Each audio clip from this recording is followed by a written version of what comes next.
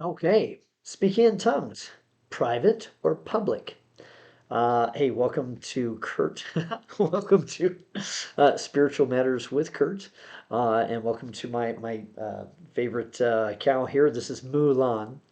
We're going to be talking today about that topic, about whether or not it's ever appropriate to speak in tongues in public. All right, so here are my thoughts. So, first and foremost, tongues are meant to build up the individual, all right, privately.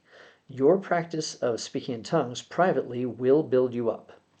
When you utter words with your mouth, God backs you up and makes up the content of your message perfectly.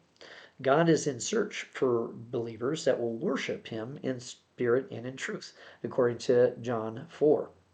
It's like the child that asks for a little bit of money so she can buy her father a gift. God gives us the ability of bypassing our understanding so that now we can give Him a gift, the gift of inspired worship. It's impossible to pray pray amiss. It's impossible to miss that you might consume it upon your lusts, as it says in James. All right, the practice of speaking words of worship that God chooses builds you up in your walk with Him.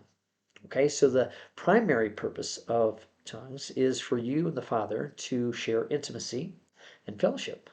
But is it ever okay to speak in tongues in a public setting? After all, Paul said that if unbelievers or even uneducated believers come in and everyone's speaking in tongues, they'll say, "Y'all crazy." And they're not going to want to be involved with that. Well, consider this. At the initial outpouring in Acts 2, where thousands of people were gathered together, they witnessed the apostles speaking in languages that they had never learned. This miracle is widely accepted as the beginning of the church. And it prompted those that were there to say, "What does this mean?" Some were mocking, but others were like, "What are we going to do about this?" And that paved the way for Peter's first sermon and 3,000 believers receiving baptism that day. In 1 Corinthians 14:22, Paul says, "Tongues are for a sign to them that believe not." And the Greek word there is apistos. It's the exact same word that was applied to Thomas. Now, Thomas was not an unbeliever. He was not a person that believes not. Not really. I mean, he walked with, talked with, and saw Jesus perform miracles. All right. But certain things were just a little bit much for him. He said, "Geez, gosh, Jesus is pretty good when it comes to feeding the hungry and healing the sick and doing some, pretty amazing things. But I kind of draw the line when it comes to this raising from the dead thing. I don't believe that. In fact, I'm not going to believe it until I see the print of the nails where he was crucified and put my finger where his in his side where he was crucified, where he was stuck by a spear." Well, what did Jesus do for him? He did exactly that. He showed him a sign. He said, "Come here, Thomas. Take a look. Put your finger here." And that was what he needed. So, in a public setting, I do think it's permissible sometimes to use tongues for a sign.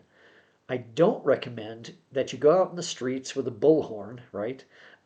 Public tongues are not for you to elevate yourself, to make a spectacle, to make a division between yourself that has tongues and someone else that may not have manifested that yet. Okay.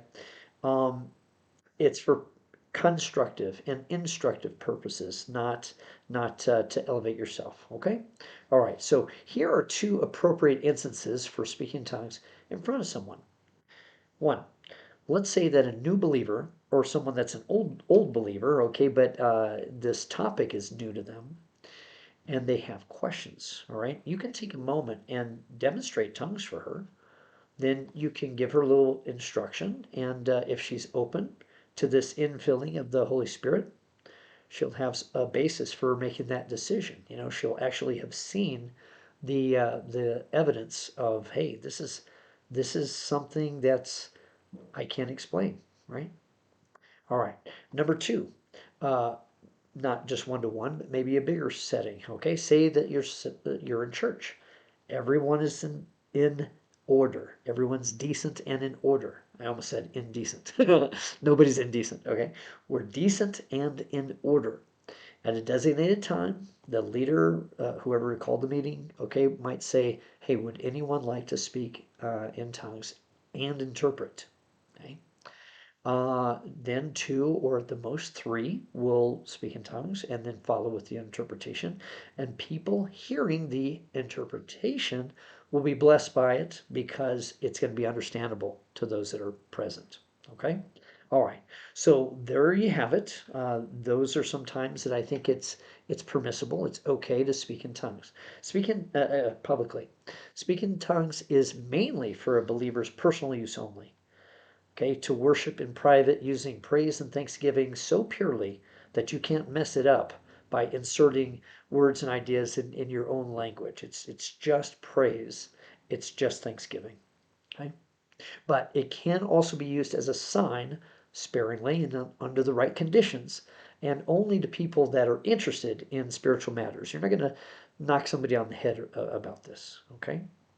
Keep in mind now, this is my own interpretation at this time. All right, this is I'm speaking on what is this, February 28th, 2022, and the opinions expressed here are the level of development that I personally am right now. Okay, my only qualifications are that I've had some practical experience applying what I've read in Acts 2, Acts 8, Acts 10, oh, Acts 9 also, 10 and 19, and 1 Corinthians 12 through 14. Those are the meaty parts about where you can get instruction about tongues and how to use it and how not to. Okay? This is my present level of understanding and application, and it may be subject to change as we learn more together. All right. Remember, I'd rather have questions that have yet to be answered than answers that can't be questioned.